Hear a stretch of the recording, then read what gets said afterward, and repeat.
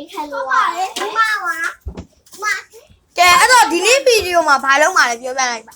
ဒီနေ့ဗီဒီယိုမှာတော့ဒီပကံလေးကိုပြမှာပါဒီမှာပါโอเคကဲပြပါမထောက်ထားရင်မကွဲပါဘူးငါတကယ်တင်မှာနော်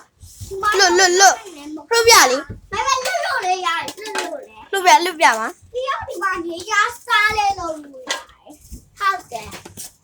နေကြစားနောက်ပြီးအဲ့ကုန်းပြတော့မထားရဘူးလေဒီမှာကြည့် In the sky ကျွန်တော်လုံးနေပါပြီနော်မင်းကသူ့ကိုရင်းနေပါလို့ဒီမှာကြည့်ပါ